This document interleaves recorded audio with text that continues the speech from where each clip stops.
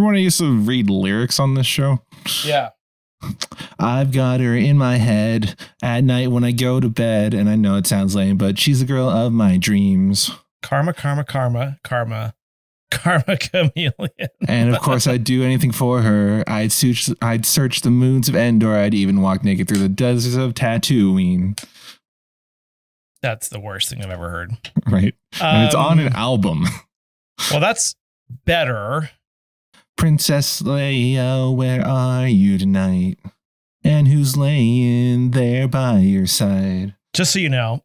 Yes. Every night I fall asleep with you. This is not my final lighting situation. This is the quick lighting situation I could throw together. Good, because that's terrible. Welcome to Namely 90s. Wow. The podcast that takes you back to the time before smartphones, Google, and Y2K. Join your hosts as they relive the pop culture that shaped a generation and the parts that many people wish they could forget. Listen in to the conversation about how the decade defined those who spent their childhood there and how it shaped them as adults. So, turn down the grunge and dial up the internet. Let's get started. It's time for Namely 90s. That's right. You're listening to Namely 90s. My name's Andrew, and over there is Brandon. That's me.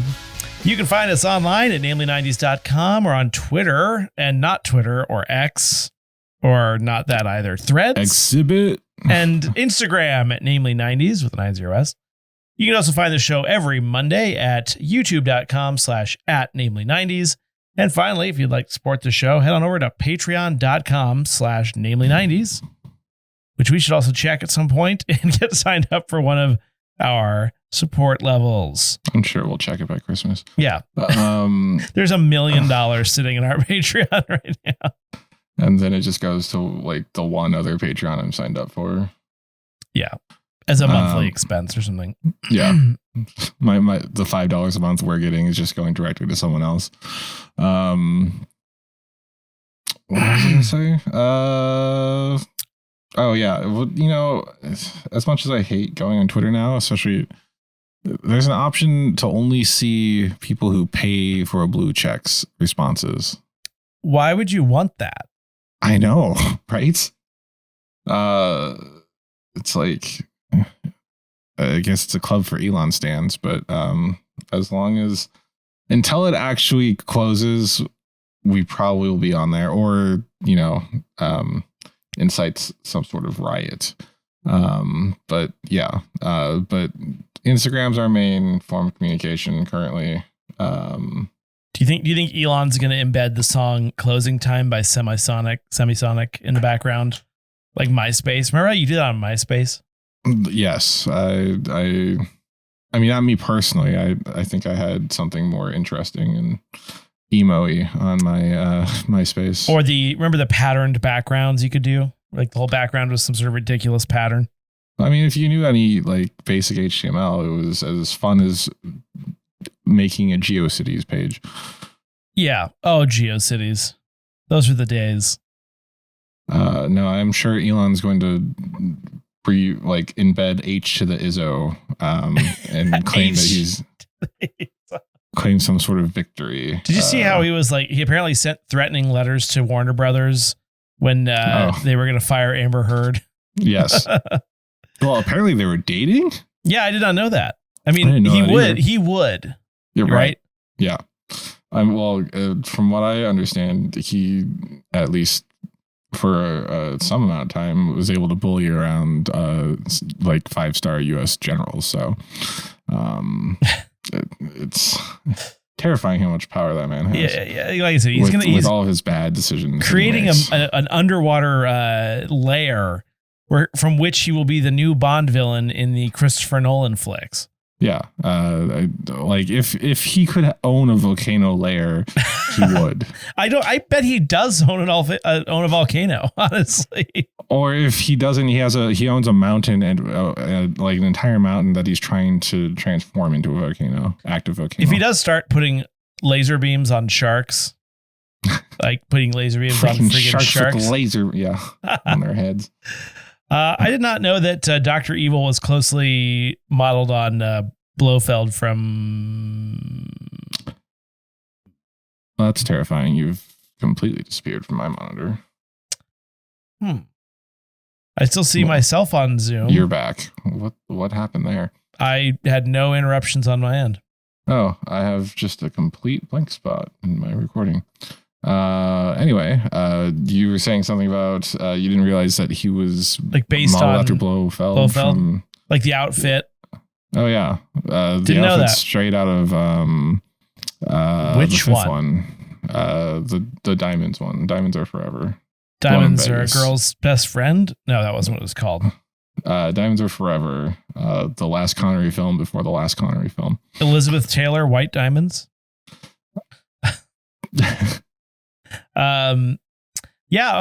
So I was gonna say, what happened to your whole trip to Vegas? What was the story there?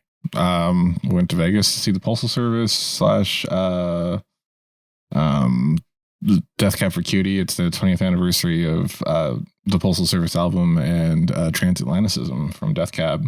Oh, I thought you actually just went to the post office and just observed the workers. Watched mail. Yeah. Actually, while we were there, we did a Rugrats escape room. Oh. And we beat it with 30 seconds to spare. Nice. Yeah. Better than 2 seconds to spare. You had to like find 7 different toys that the babies had, and mind you, this was the lowest ranked escape room that they had. I bet. Skill level. Yeah, but you were supposed to have a larger group, and it was just. I thought you meant just quality.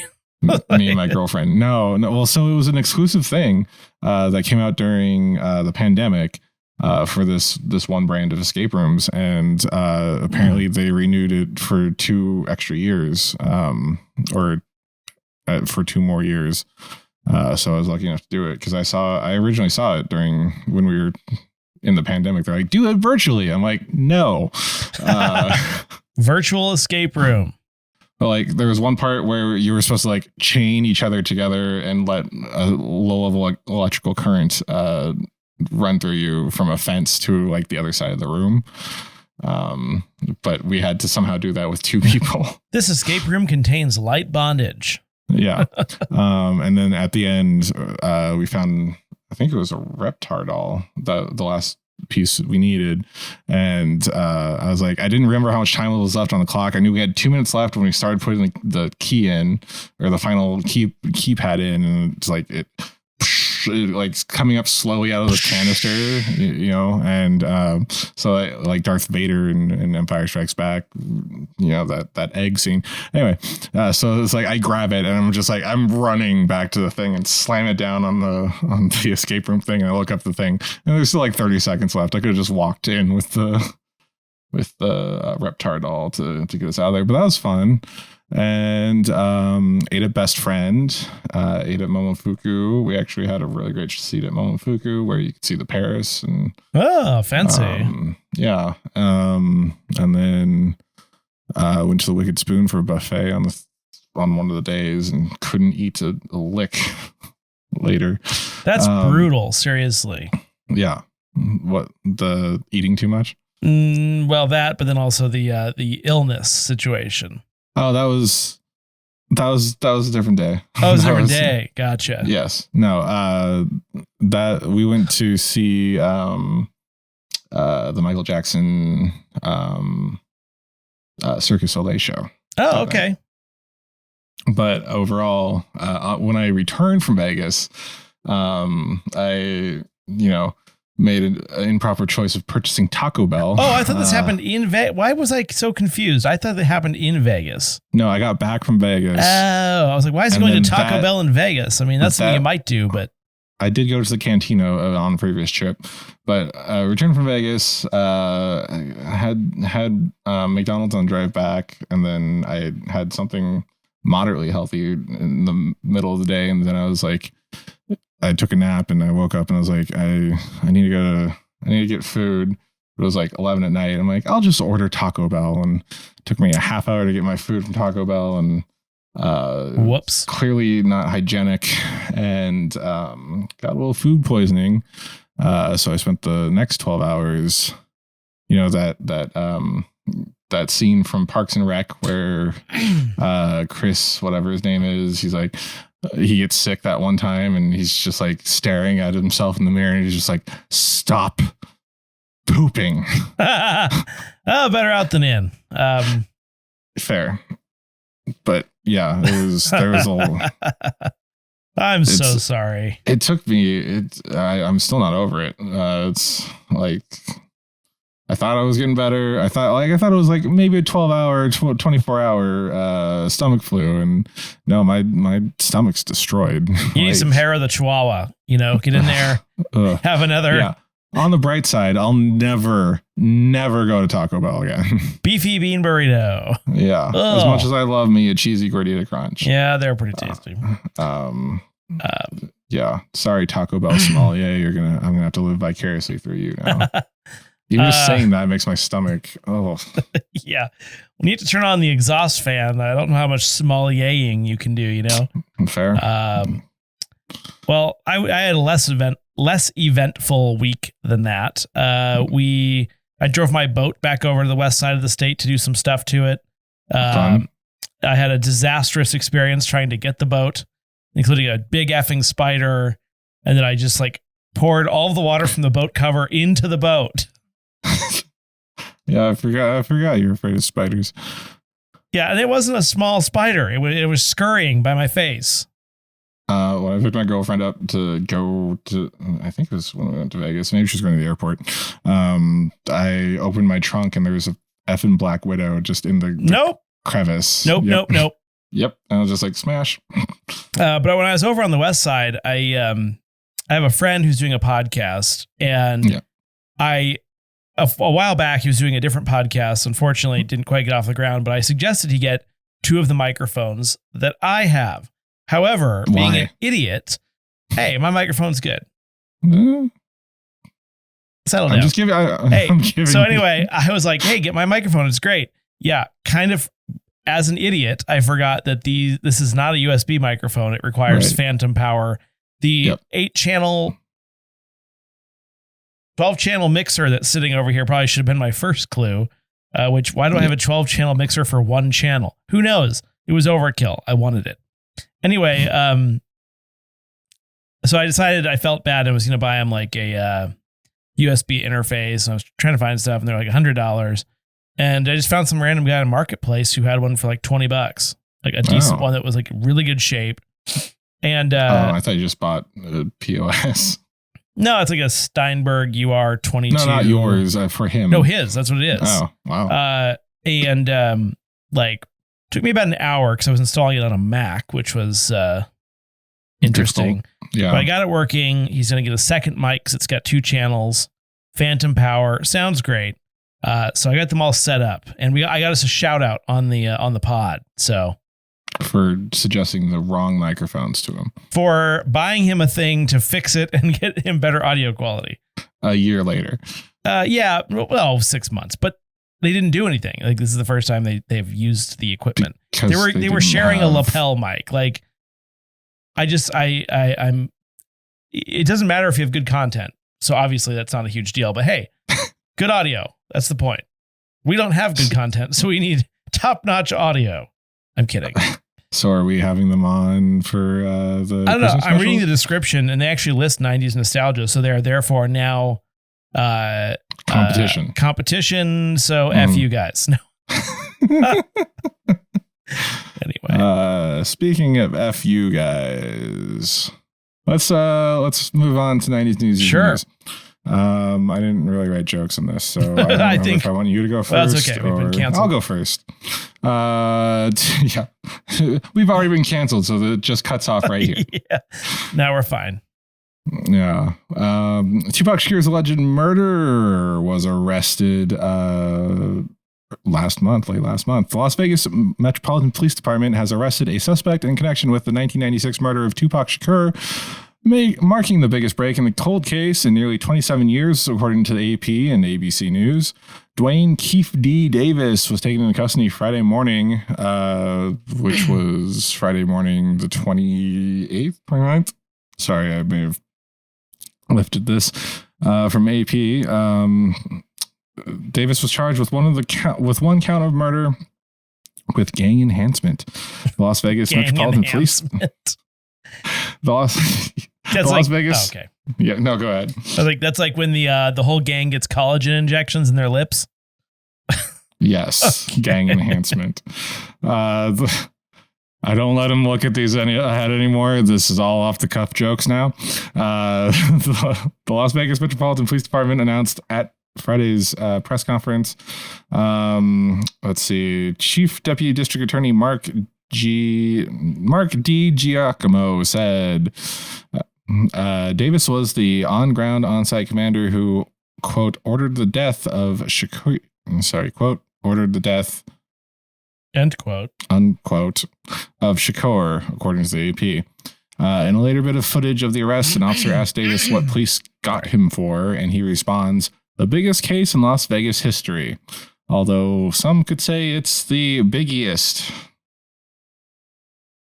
You're listening to KFCQ. Yeah. Okay, no, I don't have a transition. No, I was just doing like the radio. Like, let's go to commercial. I'm listening. Kevin James smirks his way to a King of Queens anniversary. On the heels of the Kevin James smirking Getty image meme going around and in celebration of the sitcom's 25th anniversary, Kevin James, Leah Remini, Gary Valentine, Victor Williams, Patton Oswalt, and more united for a table read, Q&A session, and to pay tribute to Stiller, who died at 92 in 2020.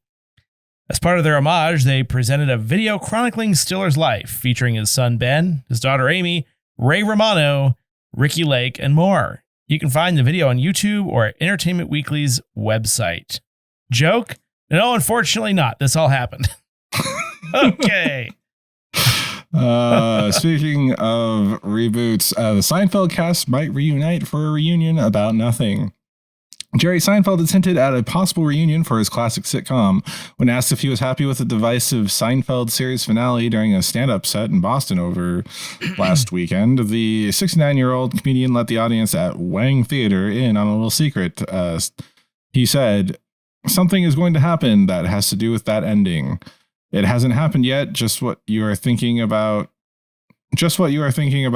Larry and I have also been thinking about. So you'll see." Larry David, the series, one of the series creators and the prototype for George Costanza.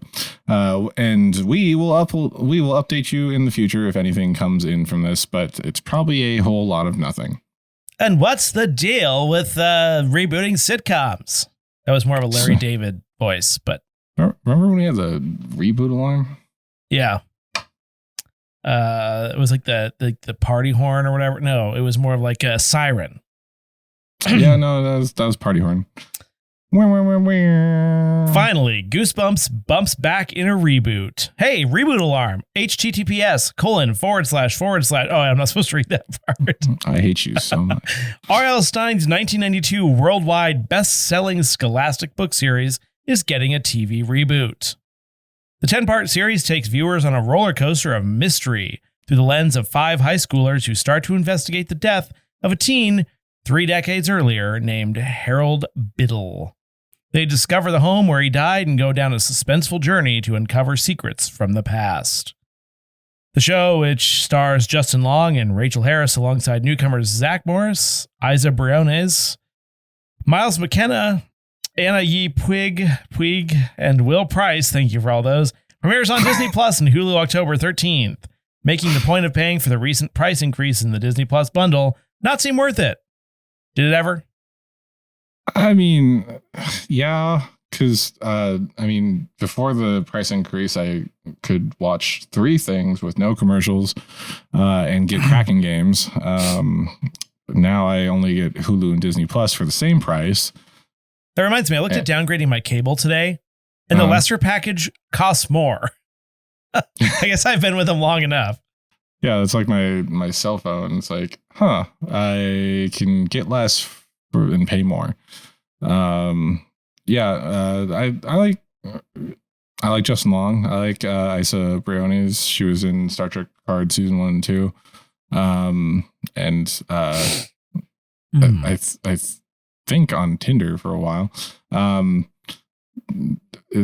Long story. There was a music festival up here like a year or two ago, and then someone pretending to be her on Tinder. That reminds me. Never mind. Well, okay. Long story. Yeah, that reminds me. You hear that thing? Hold on. And that's 90s news you can use for October of 2023. Send in your 90s related articles to us on Instagram at namely90s with a 90s. Did you see that thing about like the elementary school teacher who got suspended for having an OnlyFans page? No, I thought you were going to talk about the one that like went with there's like a 13-year-old boy. No. Like the Mary Kay Letourneau thing all over again. Yeah, pretty much. I always thought Mary Kay was a brand from Mary Kay Letourneau, just so you know. Right. Yeah, no, same. Anyway, so she got suspended and then she quit her job to spend more time on producing adult content. Mm-hmm. But what do we think about that? Like, can your job makes more suspend on you? Than... Can your job suspend you for having an OnlyFans page? Technically, yes. I'm asking for a friend. I was just kidding. I mean, no, they shouldn't be able to, but I believe they can. Yes. Wow. Especially if there's some sort of like antiquated morality clause. Yeah, true. In your contract. Yeah, so you can't tie your horse to the front hitching post if you're under 6'2" or something. Like so those random laws that are on the books from like. Sorry, did you say horse? Yes. Yeah. Anyway, and now let's go to Brandon for the Namely 90s Minute. Welcome back to Namely 90s Minute. Every week we look back at a culturally relevant show, movie, or piece of pop culture that probably helps stoke the algorithm. This week, in honor of, hold on, this is a long walk. Season 7 of Rick and Morty premiering and episode 8 of that season being titled Air Force One, we're looking back at Die Hard in an Airplane, Air Force One. Air Force One is a 1997 political action thriller starring Han Solo, James Gordon from the Dark Knight trilogy, the original live-action Cruella de Vil, the mom from the Santa Claus franchise, Claus with an E, Captain Jim Brass from CSI, and Jerry from Fargo. The story begins with a joint mission between Moscow and the US to capture a dictator of a neo-Soviet regime in Kazakhstan that retained its nuclear weapons threatening war. 3 weeks later, President Indiana Jones, his family, and parts of his cabinet fly home from a diplomatic dinner in Moscow on Air Force One when it's hijacked by terrorists loyal to the aforementioned dictator led by Bram Stoker's Dracula. The president is raced to an emergency escape pod, but instead he hid in the cargo hold and does a Die Hard in the airplane, slowly picking off terrorists and using a satellite phone to reach the vice president. President Jack Ryan makes a plan to take back the plane during a mid-air refueling and gets hostages off via parachutes, but the terrorists explode the mid-air tanker before everyone gets off. Zorg from the Fifth Element captures President Rick Deckard and his family and forces him to order the release of the evil dictator. The president yells that classic line, "Get off my plane," as he kicks Sirius Black out of the back of Air Force One, and you'd think the story end there, but no, they get chased by some MiGs before getting intercepted by F-15s. Then the Air Force sends a second plane with the tether and rescue team to get the rest of the survivors off the plane when one of the special agents left reveals himself to be the mole as Air Force One is crashing into the Caspian Sea. He kills the remaining people except for President Cowboy and aliens, and they fight until the president attaches himself to the escape line and escapes just in time, leaving the mole to crash and die in the Caspian as the president and his family fly away on Liberty 24, now given the new call sign of Air Force One. And that's Air Force One in a Namely 90s Minute. More or less. And now, back to the show. I hate you.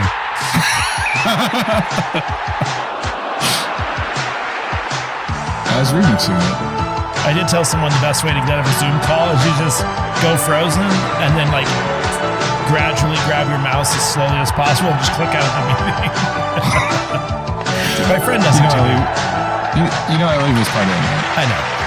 I was telling you as a joke while we waited for the music. Okay.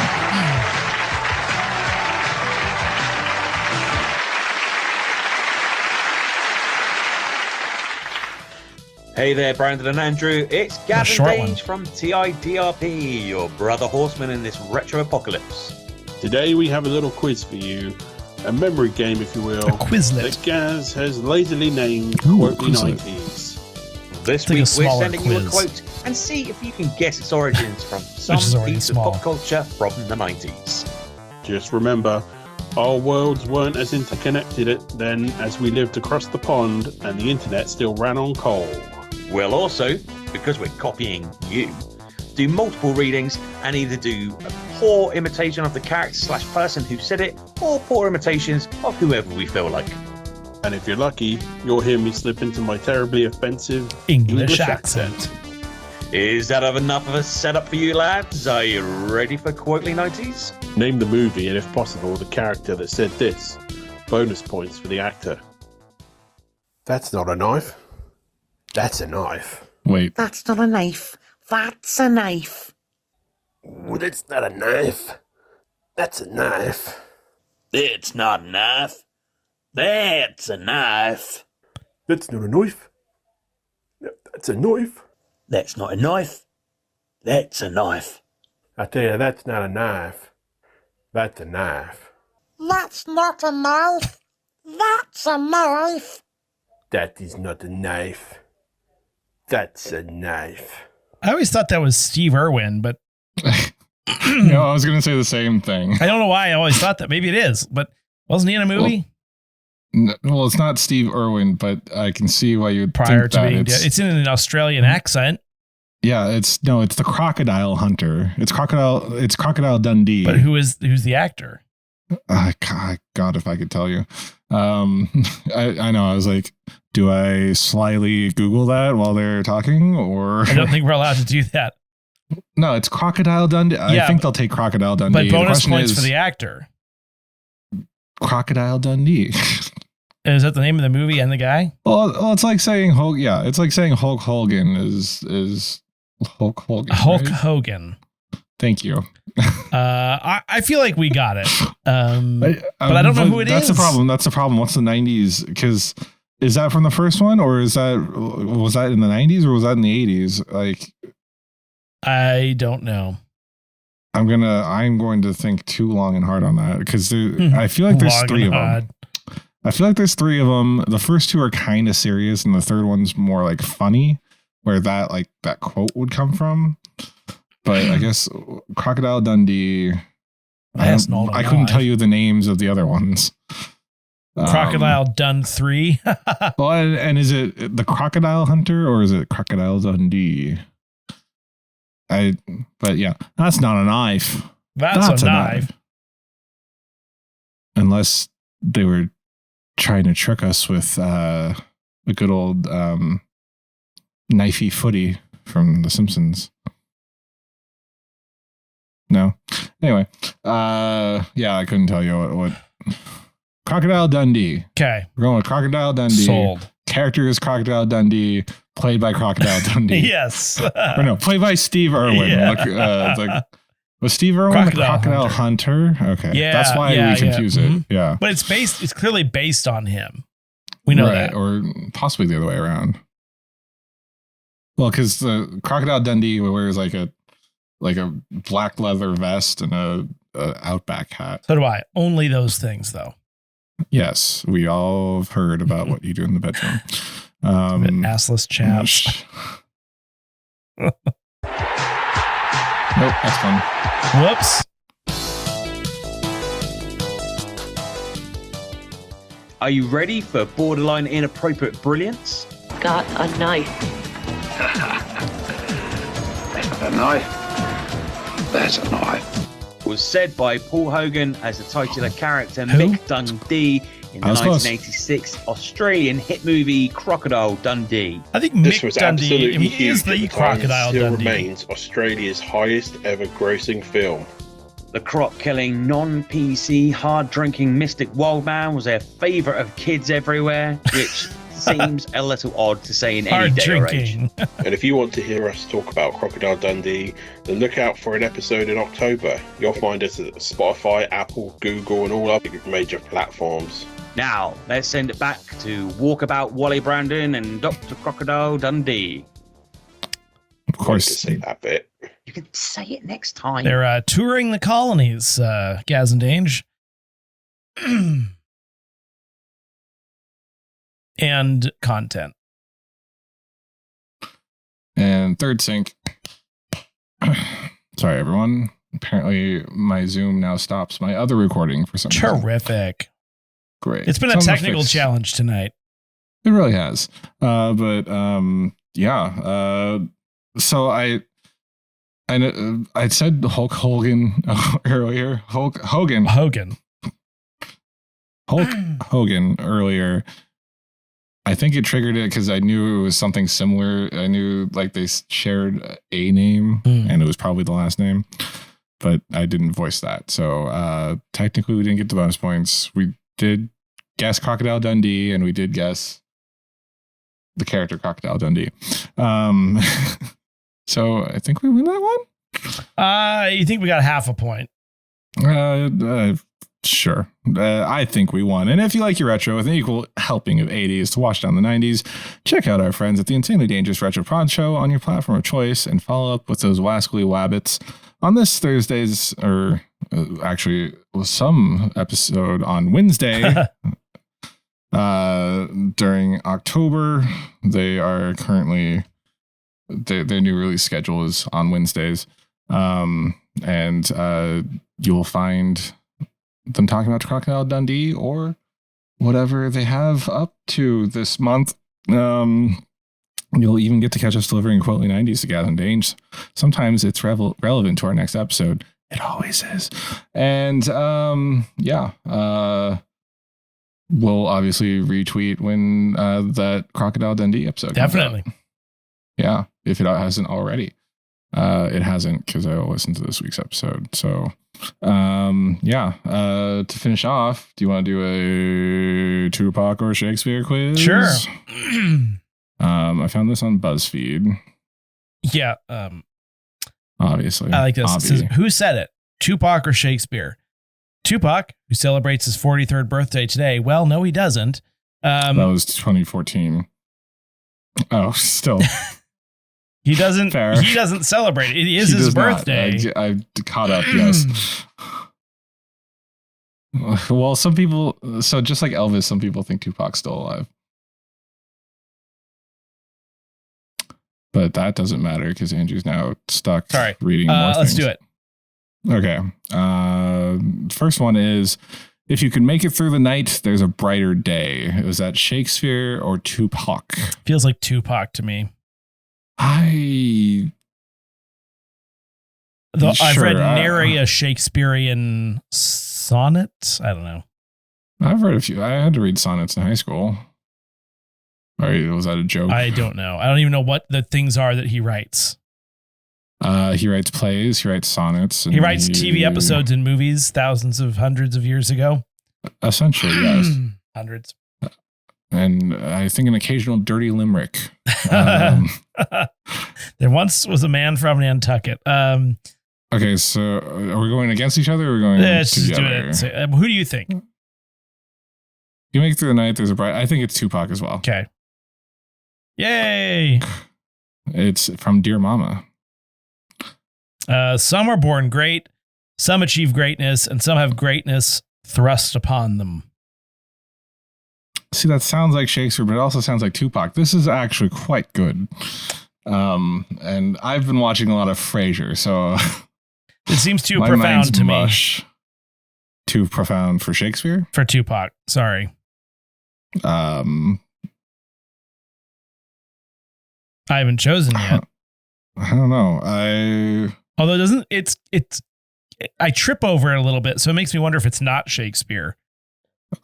If I tripped over it, I feel it would be more Shakespeare.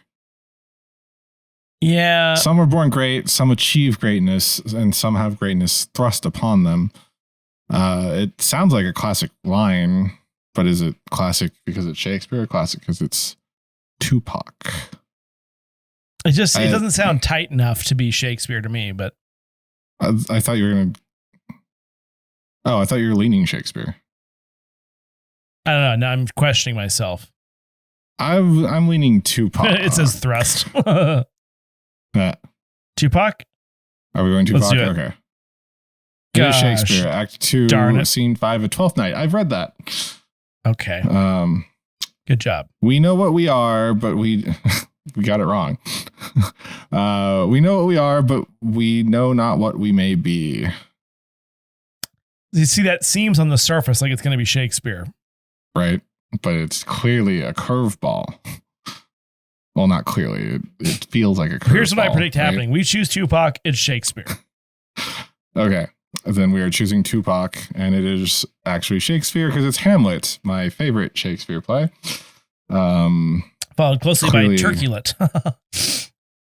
Clearly, I shouldn't be allowed to take the reins anymore. The next one. I exist in the depths of solitude, pondering my true goal. I think that's Tupac.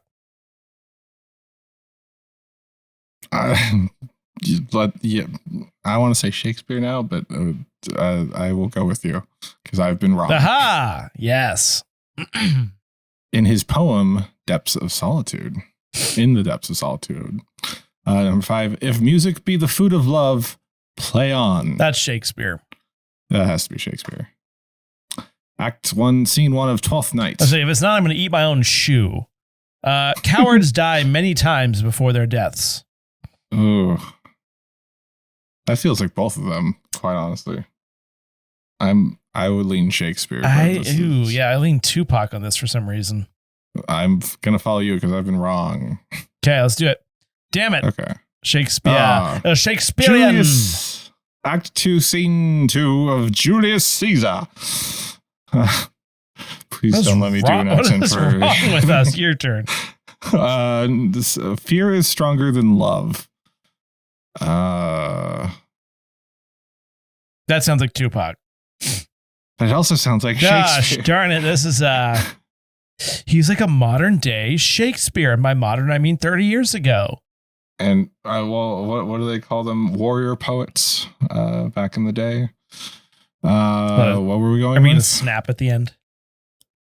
I don't know. Tupac. Okay. Yay! From the song "Fickle Mind." Fickle Mind. Fickle Mind $sign. Love is too young to know what conscience is. Oh, that sounds like Shakespeare. Shakespeare?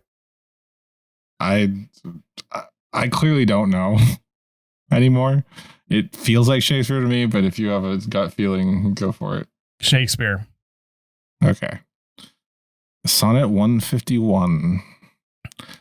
You cannot escape fate. Just as you rose, you shall fall by my hands. I would say that's Hamlet, but also it could be Tupac. I want to go Shakespeare. Okay. Damn it. Tupac said this in Words of Wisdom. How long is we're almost there. It's almost done. Ambition should be made of sterner stuff. That's Shakespeare. Okay. Yes, indeed. Shakespeare wrote this in Act 3, Scene 2 of Julius Caesar. I feel like whoever made this hates us. No, has only read Julius Caesar, Twelfth Night, and Hamlet, and like the most famous sonnet. Everybody's at war with different things. I'm at war with my own heart sometimes. It feels like Tupac. Also feels like Shakespeare. I hate this. All right, let's go Tupac. Boom. Nice. He said that in an interview with Vibe magazine in 1996. Who hasn't been interviewed by Vibe, you know? Most a coward, Gen white Z. people. A coward dies 1,000 times. A soldier dies but once.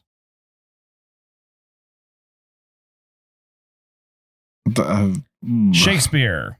Yeah, that has to be Shakespeare. No. Oh, Tupac come on.